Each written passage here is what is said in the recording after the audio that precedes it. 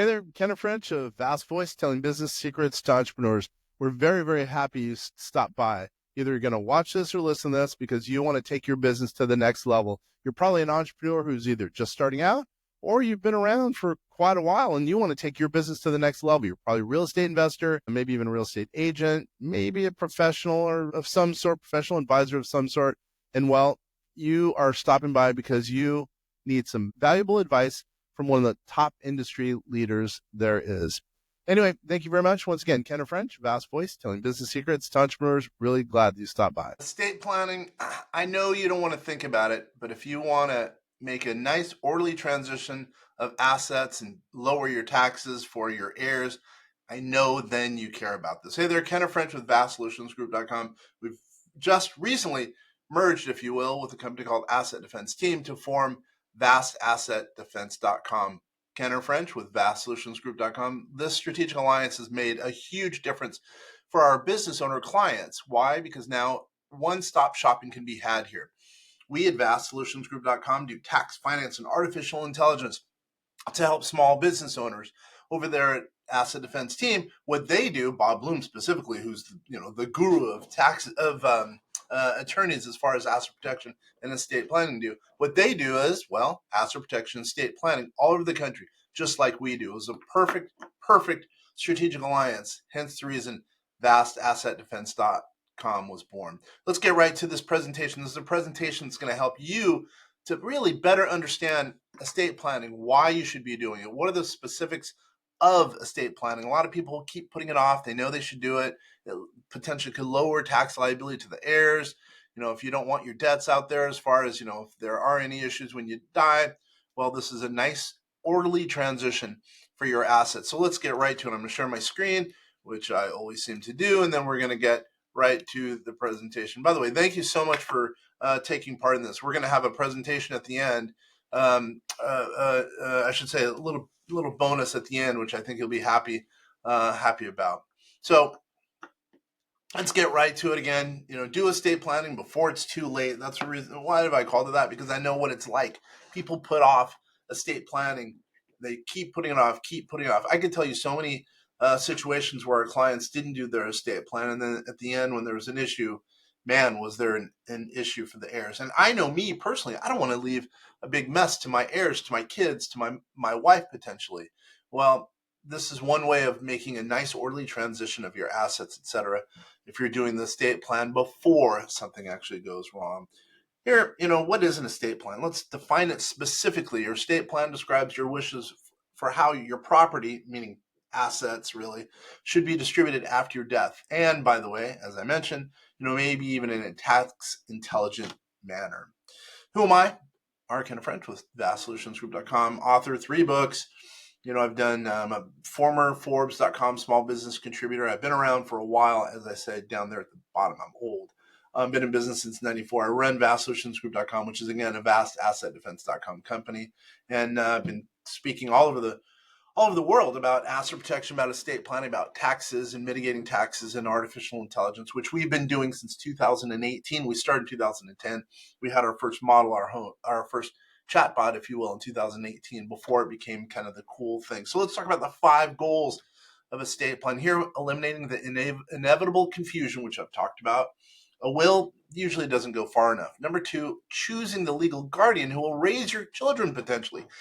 Makes it really nice if you have kids and there's some issues. Well, it outlines who will be really in charge of your kids, who will help you with your legacy. Ensuring that your assets will be distributed to your loved ones versus, there being a fight at the end of the day. And also minimize taxes. That's a big component. What we do here at VastSolutionsGroup.com help minimize taxes legally, ethically, and morally, usually using artificial intelligence to do so. Although there's less so in estate planning. But anyway, and by having an estate plan in place, you could potentially lower tax liability. And then finally, create peace of mind. I say leaving a legacy, to your loved ones. Estate planning terms, things you need to know when we're going down this path of estate planning.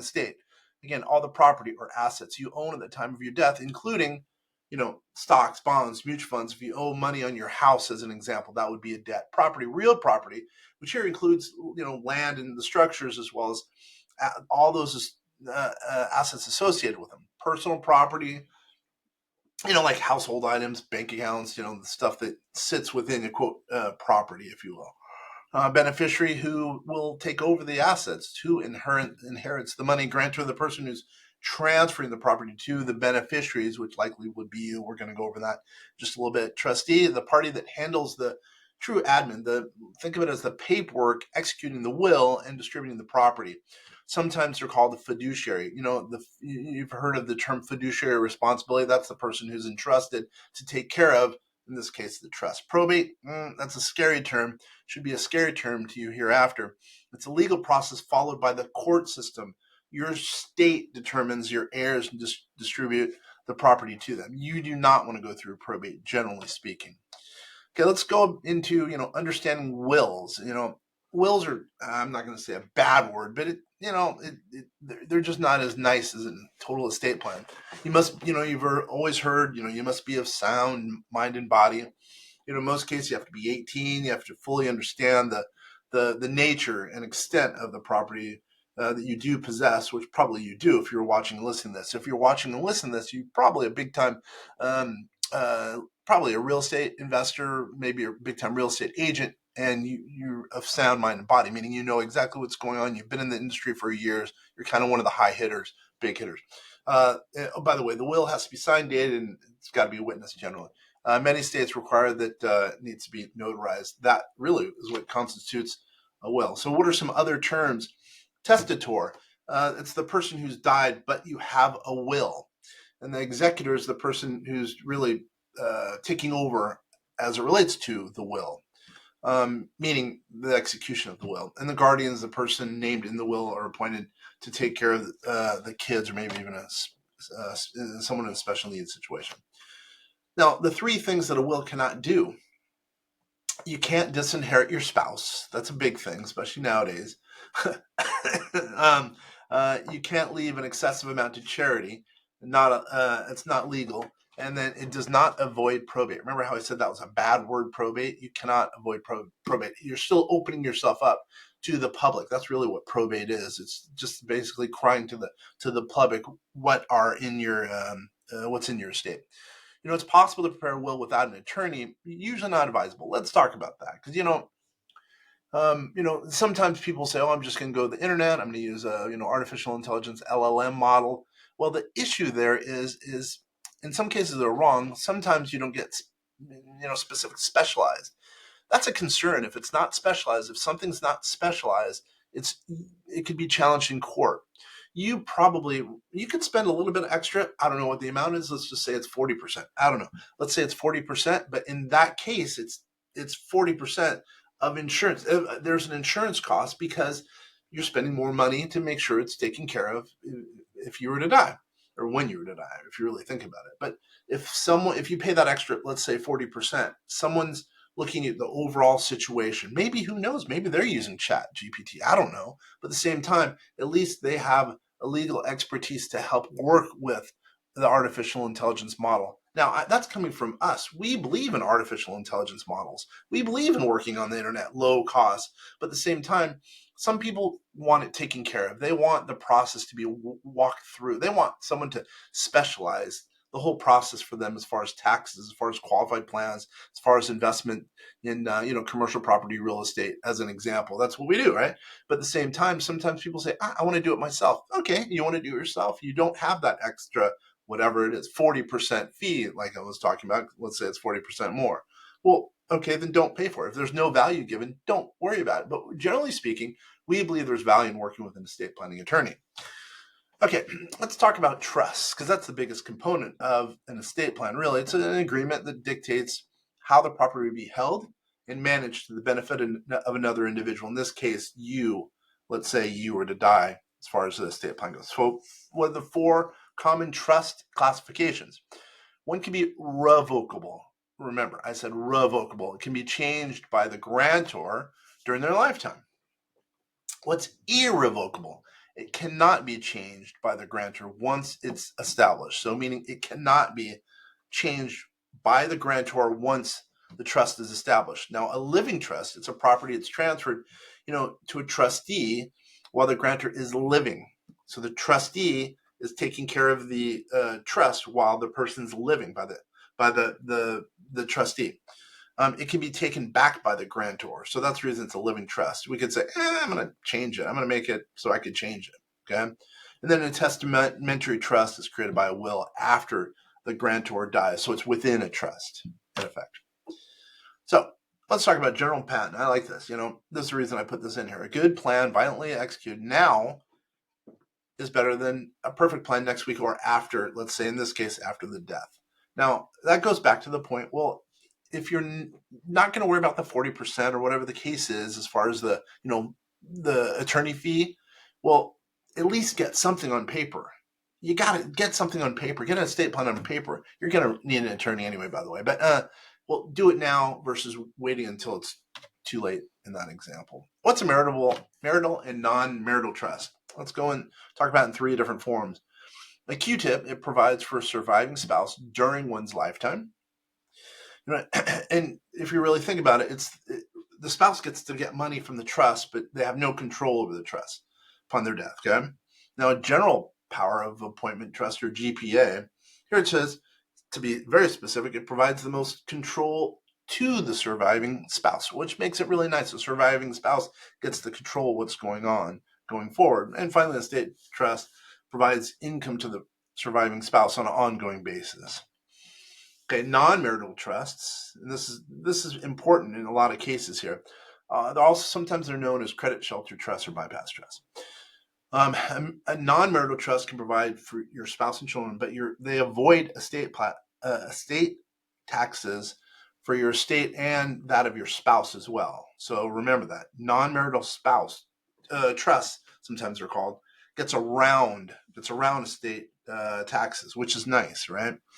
And by the way, this is the type of trust that's usually revocable. Remember how we talked about revocable and irrevocable? And it names your spouse or your children as beneficiaries. Now, as long as the 3-year rule has been met, let's go in 3-year rule, my mistake. The trust must exist for at least 3 years before the grantor's death. So you can't do it at the last minute, all right? Which makes sense, right? 3-year rules is sometimes what it's called. As long as the 3-year rule has been met, the assets of the trust are excluded from your gross estate. So think about that. So let's just say you've put in, I don't know, pretending you're $100 million into a trust. You last 3 years, you potentially get around estate plan taxes. Now think about that. That could be a huge, huge chunk of money that you're saving your loved ones. QDOT. I'm not going to get into QDOT right now, but how about this? Suffice it to say, if you have any issues and you do have a QDOT, talk to your advisor. Call us. We can get really specific with the QDOT specifics. Now, let's talk about irrevocable life insurance, or ILIT. A little bit less interesting than they used to be for a number of reasons, but they still, pretty soon they're going to be a bigger deal. Once they were really used for wealthy families, less so now. Funded with life insurance that avoids taxes for the estates of both spouses. And the trust basically owns and is the beneficiary of the policy. So there's not an individual, instead it's the trust. So the trust life insurance is in the trust, in effect. And the heirs, now think about this. The best way to say it is, your heirs are the beneficiary, but they don't own it. The trust does. So just think about that. The nice part is your heirs are the beneficiary of it, though, right? So that's why it gets around some estate taxes. Same thing with the 3-year rule, because remember how I said 3-year rule, you have to last 3 years or live for 3 years. Same thing with the life insurance that's in the trust. By the way, they could be set up and they're expensive, but they're usually irrevocable. I always forget that. Let's talk about charitable trusts. A lot of people are now talking about charitable trusts. Why? Because sometimes you could structure them in that, so you're giving the charity and you get income from the trust, which is really nice in some cases. Let's talk about a couple different trusts. Charitable remainder trusts. So it's a charitable remainder trust is a great planning tool for anyone who's had, let's just say you got Microsoft stock, you bought it for pretending $1 and now it's worth $100. But you don't want to sell it because you have a big taxable event. Well, if you put in charitable remainder trust, the trust allows you, if the asset, in this case Microsoft stock, is in the trust, when you sell it, you don't have to worry about personal gains, capital gains tax for you as an individual. It's an awesome way to get around taxes legally, by the way. And remember, you have to be charitably inclined to really take advantage of this, in my opinion. So, if it's taxes that's driving you, that might be an issue. But if you really want to take care of a charity and also getting the advantage of a tax element, charitable remainder trust kind of sometimes can make sense. But now you've done the action, or in this case, the execution of the sale of the stock, Microsoft stock in my example, and then you get income from it. Charitable remainder trust. It's a beautiful way, really, of one, taking care of charities, but also providing income to those who've got a highly appreciated asset and they want to take income on an ongoing basis. Let's talk about charitable lead trust. It's a trust that serves, it lowers the taxable liability for the individual. So the trust, it donates a portion of the income from the trust and then transfer the remaining portion of the trust to the beneficiaries after a certain period of time. So it allows beneficiaries to pay less in gift taxes, which is a huge, huge issue. And a lot of groups will help you to set these up because they want think about it, because you get a deduction, by the way, but they want the asset. So the charity ends up with the asset, so it works out for both parties. Now let's talk about the taxes in the estate, which we work on a lot here at vastsolutionsgroup.com. Couple things you need to know. Estate taxes are referred to sometimes as the death tax. Sometimes if you're in a state where there's a bad death tax, well, you probably know about it, right? It takes property that's transferred or received at the death of the owner of that property, said property. Inheritance tax is at the state level, and it's not in all states. Talk to your advisor, because sometimes, some way, it would be advisable for you to move if there's an issue. As I mentioned, but the estate tax not is at the federal level, and the estate itself, by the way, it's not technically a tax, although it is, but that you're receiving property from the state. Inheritance tax is imposed on the person or the party receiving the property. Now, a little bit more about estate taxes. How are they calculated? Us as a tax advisor, this is pretty important. Estate taxes are taxed on their net value. And what's that? To find the net value, you start with the gross value. Let's say we're talking $1 million. The gross value includes all the state's asset, every little house, car, et cetera, includes all the probate, right? Now, at the same time, then what you have to think about, well, number two, these items are then subtracted. These are the things that are subtracted from what I just mentioned. What I say, $1 million, right? Funeral expenses, claims, or debts that are owed from the estate to debtors, like your mortgage, as an example. Now, also expenses related to the administration of the state. So really, anything that's an expense is subtracted from the gross amount. So let's just say, in my example, you have $1 million that I mentioned in the state, and then you have whatever, $500,000 in liabilities. The net of that estate is $500,000. Now, what's the role of life insurance in estate planning? Because there is some. Life insurance has a place in most estate plans, which a lot of people forget about, but it really does, because for whatever reason, the laws that we now have in place are really favorable as far as sometimes at least putting life insurance in an estate plan. Now, if you have a modest estate, it probably wouldn't help to have life insurance in an estate to reduce taxes. That wouldn't be appropriate, unless, of course, you want to just take care of your heirs. That's different, right? And for most of us, but meaning for taxes, it doesn't help you reduce taxes. An insurance policy is strictly a source of funds for our beneficiaries, which I'm basically stating there. But generally, funds received from insurance policies are not taxed, which makes it really, really nice. Let's go into the two types of life insurance used in plans. There's survivorship life insurance, and those are sometimes they're called second to die policies, harder to get nowadays than they used to be.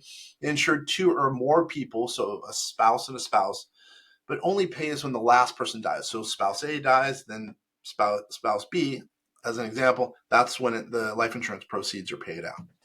The premium is lower on those policies, by the way, because there's two lives. Now, then there's the first to die life insurance policy. So it covers two or more people, but pays when the first person dies. So let's say you have a couple, and let's say the man dies first. That's when the life insurance is paid out, not on the both lives. A little bit more expensive premium. So choosing beneficiary for life insurance policies, it's tricky. It's something you really have to think through. As an example, why? Because it's usually a little less expensive than trust, because you're naming just one individual, but still it it gets quirky, and let's go over it. So you have a lack of control how the insurance money is spent. So that's an issue. And in a trust, you could dictate how the money is paid. Also, let's say there's a minor child, you're going to have issues because the money could go into the minor child's bank account in effect, and who knows, maybe a unsavory individual could help manage that money, and who knows, maybe even point it in their direction. Now, let's talk about health insurance and kind of other concerns really quickly. Who makes the decisions when an individual can't? You can include that, meaning within the plan, in the estate plan. You can include that within the plan. Also, you can plan your own funeral when you're living. So whatever your wishes are at that point, you could do it. A living will also, by the way, describes the wishes regarding life support. That can be an issue. Some people have very specific wants, desires as that relates.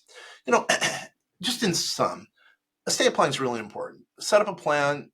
You got to do it now versus later. Again, I get it. Nobody wants to do it. Everyone wants to put it off. But it's in your benefit to do it now while you're thinking about it, or you're of sound mind. Because for me, I know me, when I'm on a plane, I know this is going to sound crazy. When I'm on a plane, I know that my beneficiaries, for me and my wife and my son, are taken care of if something should happen. Hopefully when it's rocky and rolling, nothing's going to happen. But man, I know it's crazy, but I think, oh, my family's taken care of if something should happen to me. I don't want anything to happen to me, obviously. Hopefully they don't want anything to happen to me, but they're taken care of if something should happen. Now, I like that. I believe it or not, I rest a little bit easier because I know that that is the case. They'll be taken care of if something should happen to me. Now, in closing, speak to a qualified person. I keep saying this, but it's true. Go talk to your advisor. If you don't have an advisor who knows about estate planning, asset protection, et cetera, come to us. Bob Bloom has been doing this for years. He really is the father, what I call the godfather of asset protection estate planning in the U.S. He knows asset protection estate planning better than, I would say, anyone. If you have any questions, please go to your advisor, then reach out to us at vastsolutionsgroup.com. Once again, my name is Ken French. It has totally been a pleasure. Hopefully, in some way, if you have any questions, again, please do reach out. Now, I'm also going to say, remember how I said if you stay for a while, what we're going to do is give you a free book, The Entrepreneur's Manifesto, a collection of smart financial advice, a book that I wrote. A lot of good articles in here, mutual funds, ETFs, passive investing. Free. Email info@vastsolutionsgroup.com. Info@vastsolutionsgroup.com. You'll be glad you did because you're going to get a free book. Just put book in your address and we'll send you out a book, free book that I wrote. Ken French, I'm out.